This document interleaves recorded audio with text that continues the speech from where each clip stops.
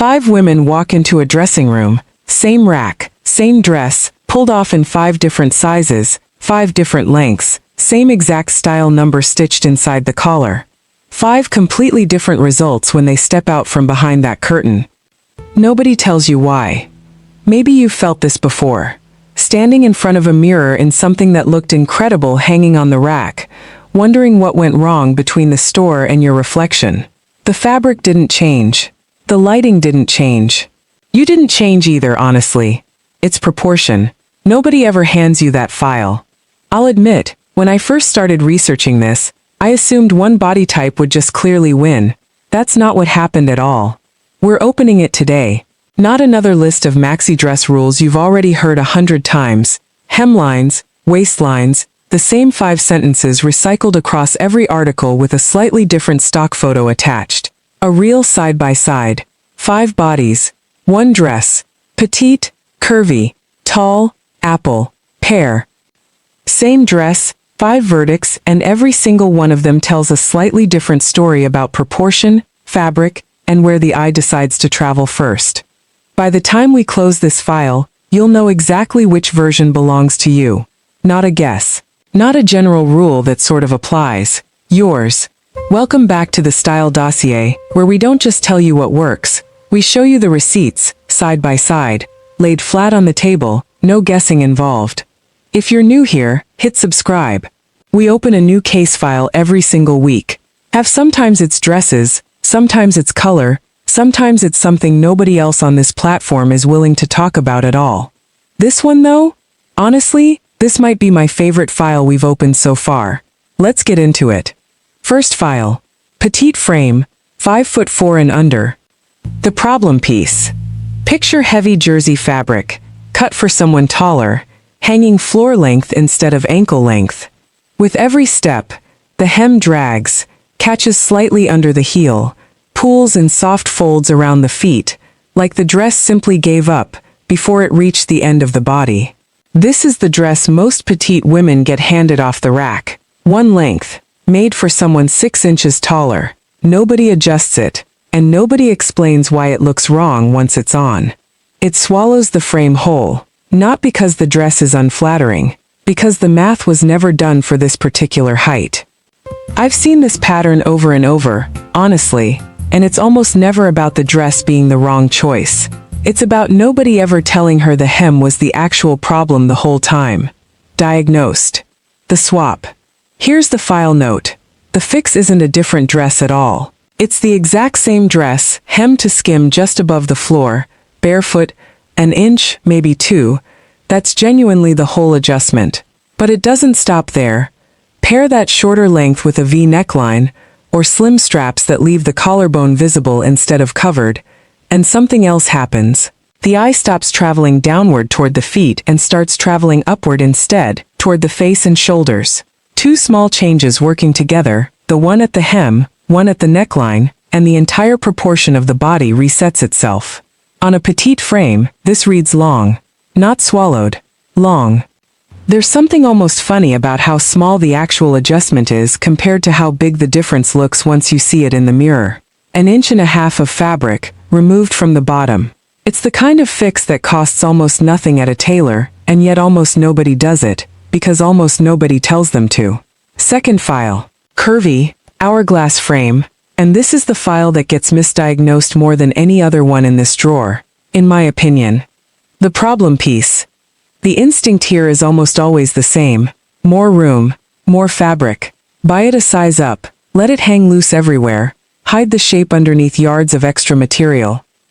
Picture a dress with so much excess fabric through the middle that it billows out at the sides, almost like a tent caught in a gust of wind, moving independently of the body underneath it rather than following its lines. And it backfires. Badly. Because more fabric doesn't disguise curves. It just adds volume on top of volume that's already there, and the whole silhouette ends up reading larger than the body actually is. That's the part that stings the most, honestly. The strategy that's supposed to help is often the exact thing making it worse. Diagnosed. The swap. A wrap dress. That's the file note here. Structured through the bodice, tied or crossed at the waist, letting the fabric follow the body's natural line, instead of fighting it every step of the way. Wrap silhouettes flatter nearly every body type on this list, if I'm being fair. But on an hourglass shape specifically, they do something different. They hold the shape instead of hiding it, drawing attention to the waist rather than obscuring where it is. Second move, a solid color instead of a busy, competing print, maybe with some quiet vertical seaming running down through the bodice. That single vertical line does real work. The eye travels in one smooth path from shoulder to hem instead of bouncing sideways across the whole frame, which is exactly the visual noise the oversized version created in the first place. It's not a dramatic transformation on paper. It just behaves differently once fabric actually touches a body instead of a hanger. Same length as file 1. Same general category of dress, even. Completely different effect. That's the part nobody explains when they hand you a generic list of Maxi dress tips and call it a day. Quick pause here. Grab a cup of tea if you need one. I'll wait. Drop your body type down in the comments. Petite, curvy, tall, apple, or pear. I genuinely want to know which file you're pulling for tonight, and whether it matches what you expected walking into this video. 3 files left, and the next one tends to surprise people more than any other file in this dossier, so stick around for it. Third file, tall frame, 5'8" and up, and I'll be honest with you, this is the one people assume needs no help at all. The problem piece. The assumption is simple. Tall women can wear anything, so why bother styling it at all? Which is technically true. It's also, if I'm being completely honest, a little bit lazy. Picture a plain, unstructured maxi, and no print, no tiering, no detail anywhere at all, just fabric hanging straight down from shoulder to floor like an afterthought. Like nobody bothered finishing the design once the length was accounted for. It's not wrong, exactly. It's just wasted potential, sitting there on a frame that could carry so much more. Diagnosed. The swap. Here's the file note. A tall frame can carry volume and pattern that would completely overwhelm a shorter frame standing right next to it. Bold prints, tiered hems, dramatic ruffles at the sleeve or along the hem, all of it becomes available here. The extra length already built into the body gives the pattern room to breathe instead of crowding it the way it would on a shorter frame. The proportion simply works differently. A tiered skirt that would look busy, almost chaotic, on someone 5'2", reads as elegant, architectural, even on someone 5'9". Second reason, and this one matters just as much, because the frame is already elongated naturally, there's no urgent need to chase length through hemline tricks the way petite frames do. That freedom gets spent somewhere else instead. Texture, pattern, movement. This is the one body type in the whole file where more is actually the correct answer. Which honestly took me a while to fully accept, because almost everything else in this dossier is built around restraint, around doing less, around one small adjustment instead of 5.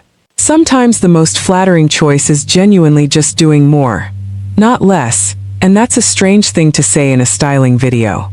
Fourth file. Apple shape, fuller through the midsection, less definition at the natural waist. The problem piece. This one clings exactly where it shouldn't. Picture a fitted jersey maxi, pulled tight across the stomach, every seam straining just slightly, the fabric fighting the body at every turn instead of moving with it the way it's supposed to. It's not that anything is wrong with the body underneath, it's that the garment was cut for a completely different shape entirely, and that mismatch shows up in every photograph, every mirror, every single moment the fabric catches wrong against the skin. Diagnosed. The swap. An A-line cut, fitted through the hip, then gradually widening down toward the hem, so the fabric flows away from the midsection, instead of clinging to it and highlighting exactly what it shouldn't. That's reason number 1, and it's the biggest lever in this whole file. Reason number 2, look for ruching, or a slight asymmetrical drape gathered across the front panel. That subtle gathering does something clever. It creates the illusion of a narrower waistline without a single stitch of actual tailoring involved. It's a visual trick more than a structural one, and it works surprisingly well. Fabric drape actually matters here more than exact measurements ever could. A stiff fabric will fight this cut no matter how well it's sewn. Third small move, almost an afterthought but worth mentioning, reach for a deeper color. Something like emerald, or a rich plum, instead of a pale, washed-out shade that tends to flatten everything it touches. The whole look reads intentional, instead of accidental once that color depth is added back in. I'll be straightforward, I don't have an exact measurement to hand you for how much ease to leave through the hip on this cut. That number varies by brand, by fabric weight, by a dozen small factors no single video could cover completely. But the shape logic itself is well documented across nearly every styling source I found while building this file. Fitted, then widening, reads as leaner. Every single time. It's one of those rules that sounds almost too simple to actually work, and yet it does. Consistently, regardless of what fabric you put it in. Last file. Pear shape say narrower, through the shoulders, fuller through the hip and thigh. The problem piece. Bare shoulders. Plain neckline. Nothing happening anywhere above the waist at all. Picture a simple tank-style maxi. Thin spaghetti straps. Zero detail up top. Fitted tightly through the hip on the way down toward the hem. And the eye goes exactly where you don't want it to go. Straight down. And it stays there, because there's nothing anywhere else on the garment competing for attention. Diagnosed. The swap. Detail at the top. That's the first move. An embellished neckline, maybe some ruffle or texture sitting right at the collarbone, something that gives the eye a reason to stop before it travels any further down the body. Second move, and this one's a little less obvious, a bell sleeve, or a kimono-style sleeve, something with genuine structure and width built into the shoulder. That added width at the top visually balances the hip below it, evening out the proportion between upper and lower body instead of letting the hip dominate the whole silhouette.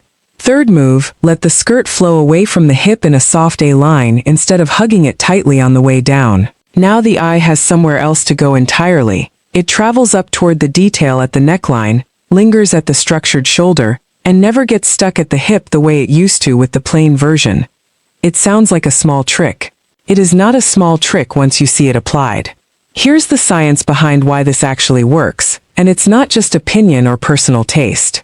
Vertical lines read as longer than horizontal ones of the same length, as it's not styling folklore passed down from magazine to magazine. That's genuinely how the eye processes a line, verified again and again in visual perception research going back decades. Every single file today used that same trick. The vertical hem on the petite dress, the vertical seam on the curvy wrap, the vertical drape on the apple A-line. And now here, on the pear frame, it shows up one more time, just applied in a slightly different direction, depending on where the body actually needed the length to travel. 5 files, 5 bodies, 1 single dress, reworked 5 completely different ways, and not one of those 5 women needed to buy 5 different dresses to get there. Petite hem up, neckline open, the eye pulled upward instead of pulling down at the feet. Curvy, a wrap, not an oversized tent, holding the shape instead of hiding it entirely. Tall, volume and pattern finally put to good use instead of wasted on something plain and unfinished. Apple, an A-line, fitted through the hip then flowing free, with a little ruching doing quiet work at the waist. Pear, detail up top, structure at the shoulder, movement flowing away from the hip instead of clinging to it. Same dress, never the same story twice. None of this was ever about hiding anything, and I want to be honest with you about that, because a lot of styling advice out there is quietly built on the idea that certain bodies need to be disguised, minimized, and apologized for in some way. That's not what this file says, and it's not what any of the 5 swaps today were actually doing. Print this file in your memory if nothing else. Proportion beats size every single time, and proportion is something you can always adjust. It was about finding the version of the dress that was already built for your body all along. You just hadn't seen the file yet. Maybe nobody had ever laid it out this plainly before, side by side, without any vague generalities standing in the way. If this helped you even a little, genuinely, even a small amount, you know what to do. Subscribe, come back next day for the next case file, and bring your body type down into the comments if you haven't already. Same time, same dossier, next day.